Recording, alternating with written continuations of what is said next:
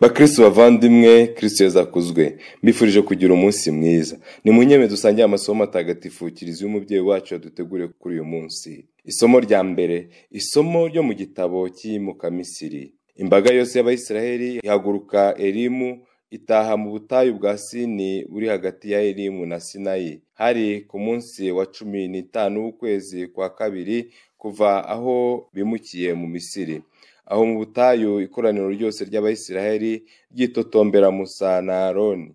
Abayisiraheli barababwira bati, yewe iyo byibura twicwa n'ukuboko kuhoraho tukiri mu gihugu cya Misiri, igihe twari twiyicariye iruhande rw'inkono z'inyama twirira n'imigati uko dushaka.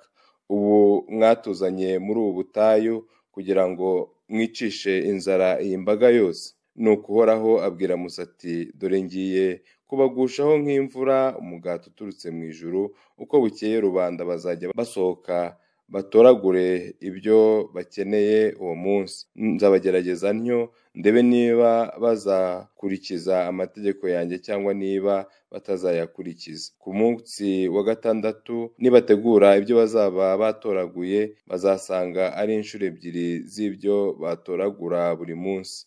Musa abwira Aroni ati, bwira imbaga yose y'Abayisiraheli uti, nimwigire hafi imbere y'Uhoraho kuko yumvise umwijujuto wanyu. Mu gihe Aroni yabwiraga ikoraniro ryose ry'Abayisiraheli, berekeza amaso ahagana mu butayu, maze ikuzo ry'Uhoraho ribabonekera riri mu gacu.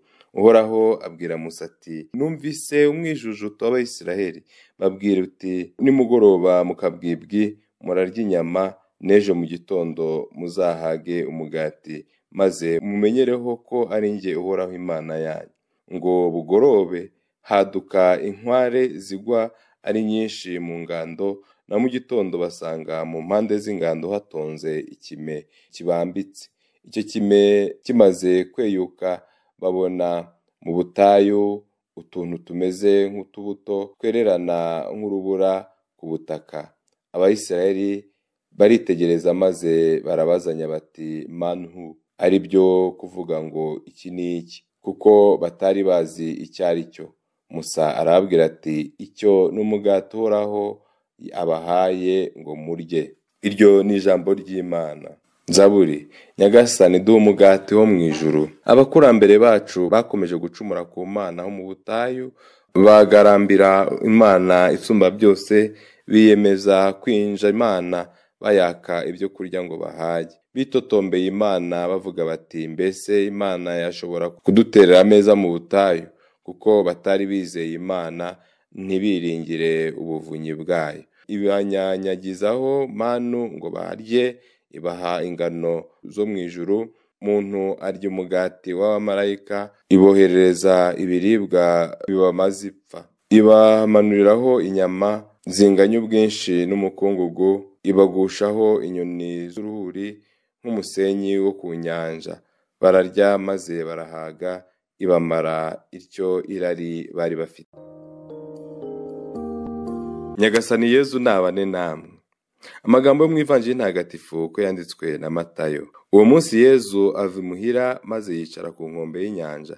Abantu benshi bamuteranira iruhande, bituma ajya kwicara mu bwato, naho rubanda rwose ruhagaze ku nkombe. Ababwirira byinshi mu migani ati, umubibyi yavuye iwe ajya kubiba, nuko igihe abiba imbuto zimwe zigwa iruhande rw'inzira, inyoni ziraza zirazirya, izindi zigwa mu rubuye ntizahasanga igitaka cyinshi, nuko zimera vuba kuko igitaka cyari gike, izuba rivuye zirashya ziruma kuko zitari zifite imizi. Izindi zigwa mu mahwa, amahwa arakura nuko arazifukirana. Izindi zigwa mu gitaka cyiza, nuko zera imbuto, imwe 100, indi 50, indi 30. Ufite amatwi niyumve. Iyo ni Ivanjili ntagatifu. Bakristo bavandimwe, amasomo matagatifu Kiliziya y'umubyeyi wacu yaduteguriye kuri uyu munsi aratwibutsa ko iby'Imana idukorera bigomba kudufasha kuyimenya no kuyemera. Yezu Kristo mu Ivanjili aratwibutsa ko tugomba natwe kuba nk'igitaka cyiza cyera imbuto nziza. Abayisiraheli bamaze kubona ukuboko kw'Imana n'ububasha bwayo, ntibatindaganyije kuyijujutira no gutera hejuru abakozi bayo.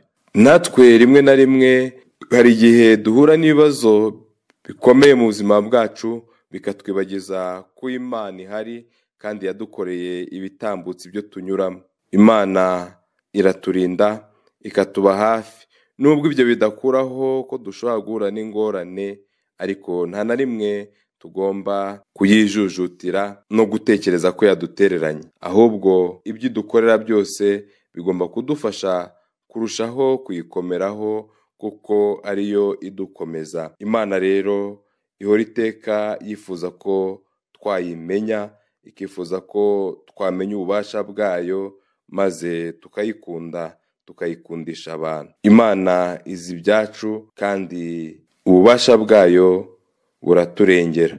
Natwe rero twirinde kuyigondoza, twirinde kuyinja no gushidikanya ku bubasha bwayo, ahubwo duhore tuyizeye, twiringire ubuvunyi bwayo, kuko itegeka byose bikaba kandi igashobora byose. Tumenye rero kwituba hafi kandi ikagenga ubuzima bwacu, ikatumenyera igikwiye. Duhore iteka twizeye ko idahwema kudutabara. Mu Ivanjiri Yezu Kristo aradusaba kuba igitaka cyiza cyera imbuto nziza. Ijambo ry'Imana twumva, ijambo ry'Imana twakira ribashe kwera imbuto nziza kandi nyinshi, imbuto z'urukundo, imbuto z'ibyishimo, imbuto z'amahoro, imbuto z'ubumwe n'ubutungane, kugira ngo ubuzima bwacu bube ubuhamya ko Imana ari nzima kandi ishobora byose. Duhore iteka twumva ibyo Yezu Kristo atubwiye, kandi nitumara kubyumva byera imbuto nziza mu mibereho yacu. Duhore turangwa n'ukwemera gukomeye kandi kutajegajega. Nyagasani Yezu nabane namwe, ushobora byose kandi akabona Nyirimpuhwe, nabaho umugisha, abarinda, abakomeza, abiteho, abaha amahoro. Imana Data na Mwana na Roho Mutagatifu. Amina.